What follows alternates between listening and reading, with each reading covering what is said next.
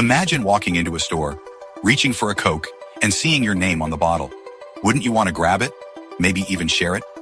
That's exactly the feeling Coca-Cola wanted to create with its legendary Share a Coke campaign. The year was 2011, and Coca-Cola was facing a challenge. Sales were declining, and the brand wasn't connecting with younger audiences as it once did. For decades, Coke had been the drink of celebrations, family gatherings, and moments of happiness. But times were changing. Younger generations craved experiences and personalization, not just products. Coke needed something bold, something fresh, to reignite its connection with this audience. The answer came from an unexpected place: names. Coca-Cola decided to replace its iconic logo on bottles with 150 of the most popular names in Australia. The message was simple: share a Coke. By putting names on bottles, Coca-Cola gave people a reason to look for their name, or the name of a friend, family member, or loved one. It was a risky move. For a brand as iconic as Coca-Cola, the logo is sacred. Replacing it with random names could have been a disaster. But Coca-Cola believed in the power of personalization. The campaign began in Australia and quickly spread worldwide. Stores were filled with bottles and cans featuring common names. Coca-Cola also encouraged customers to customize their bottles online, creating a unique experience. Social media played a massive role. People started sharing photos of their Coke bottles, tagging friends, and using the hashtag #ShareACoke. Suddenly, Coke wasn't just a drink, it was a conversation starter. To amplify the campaign, Coca-Cola launched events where people could print their names on bottles. They even integrated the campaign into pop culture by featuring popular phrases like bestie and legend on bottles in later versions.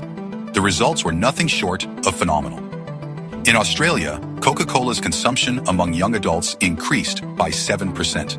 The campaign generated over 500,000 photos shared online in its first year.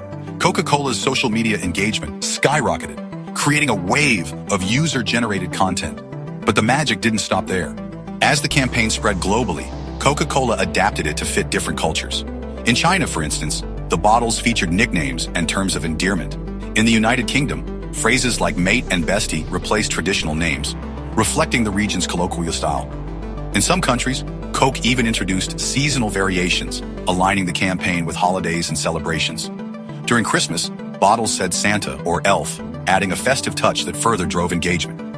The campaign's flexibility showed that personalization isn't one size fits all. It's about understanding your audience's culture and language and reflecting that in your product. By 2014, the campaign had reached over 70 countries.